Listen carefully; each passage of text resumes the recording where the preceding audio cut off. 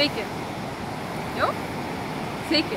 Esu Justina Vaslevičiūtė, traukos dėsnio praktikė ir coachingo specialistė ir šiandien su plačia šypsena ir užmerktom akim sveikinuosi su jumis iš nuostabaus Lietuvos pajūrio. Mano šios dienos įrašo operatorė sakė, kad gražiausiai atrodau kaip rankas susidėjus, tai taip ir laikau, kol dar susilaikau ir nenoriu gestų jokių rodyti.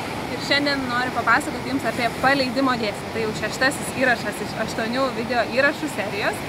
Ir paleidimo dėsnis skamba taip, kad mes galim gauti tai, ko norim, ką jūs jau kaip sąmoningi kūrėjai žinot, atsimenat iš ankstesnių įrašų, kad svarbu yra galvoti apie tai, kogi mes norim. Tada, kai mes sugalvojam, ko norim, tada labai svarbu yra paleisti tą norą, leisti, kad jis pavėjui kažkur išskristų ir nelaikyti įsikibus ir negalvoti, nepradėti abejoti, o kaip tai įvyks, ar tikrai tai išsipildys, ar tikrai taip gali būti, ar tikrai taip gali atsitikti, nes visokiam tokiom abejonėm mes nutolinam to noro išsipildymą ir neleidžiam, kad jis įvyktų. Pagalvokite, aš esu tikra, kad jeigu pasuktumėt galvą dabar kelias sekundės, tai prisimintumėt savo gyvenime pavyzdžių, kai labai kažko norėjot, bet nesukot, labai kažko norėjot ir ilgą laiką tai kažkaip neišsipildė, bet paskui nusprendėt, kad jūs pasiduodat ir nebesistengėt daugiau, nebegalvojat, kaip tai išsipildys ir tada tai paima viskas ir įvyksta taip, kaip jūs norėjot.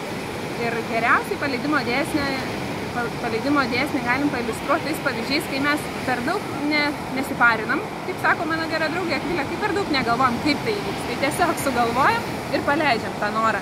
Ir vaikščiodama pajūriu ir besiruošdama šitam įrašui prisiminiau pavyzdį iš vienos seminaro dalyvės, kuri pasakojo, kad jinai pagalvojo tiesiog, kad jinai norėtų pailsėti.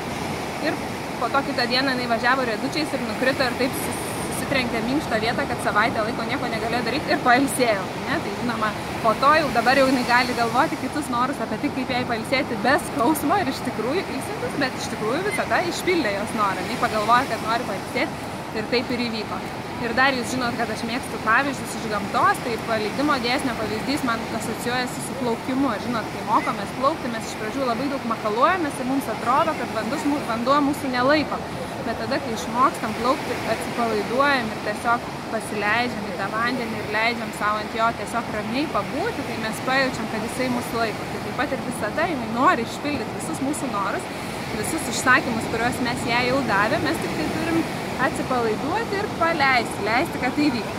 Na ir šiandien dar šalia savęs turiu labai smagę savo kompanionę Rasą, kuri jums papasakos pavyzdį apie tai, kaip veikia paleidimo dėsnis jos gyvenime. Rasa, perduodam tavo eterį. Ačiū. Tai kaip Justina minėjo, mano vardas Rasa. Tai aš trumpai papasakosiu apie paleidimo dėsnį, kaip jis vyksta mano gyvenime.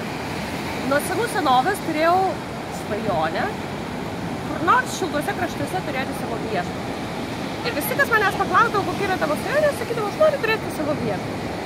O pavyzdžiui, šią pavasarį dar sugalvojau, kad aš patosogausiu vasarą Lietuvoje, o paskui rudenį kokią spalio mėnesį dar norėčiau kokią savaitę patosogauti šiltuose kraštuose. Kur daug saulės, kur jūra arba vandenynas yra. Ir grįžus į Lietuvą aš pradėjau lankytis vienoje sveikatingumo tokioje studijoje. Ir netikėtai sužinojau, kad jie organizuoja kelionę į Graikiją spalio mėnesį, tomis datomis, kada aš esu laisva. Ir mes važiuodami į tą stovyklą, tai iš tikrųjų stovykla savo, mes apsistosime viešbutyje, kuris yra įkurtas lietuvių šeimos Graikijoje. Ir aš pagalvojau, kad man bus labai gera proga su jais pakalbėti ir sužinoti, kaip jie ištrūkę iš Lietuvos, važiavę į Graikiją, paėmė atidarė viešbutį ir jau kelis metus ten gyvena ir džiaugiasi gyvenimu.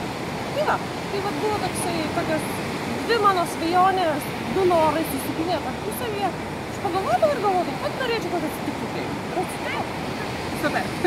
Ačiū labai tau už tą pavyzdį. Kaip nerealu, kaip būna tie norai mūsų paima ir išsipildo net geriau, negu mes galėjom sugalvoti. Tai ačiū Jums, kad žiūrėjot. Dar kartą siunčiu Jums saulėtus linkėjimus. Prisiminkit paleisti savo norus pavėjui, leiskit, kad jie atskristų. Ir dar ypatinga padėka operatoriai už kadro Akviliai. Jeigu kažką netai padarė, tai jai linkėjimus siųskit. O kol kas dėkojam jai už pagalbą. Gražių Jums dienų. Čia buvo Justina. Iki.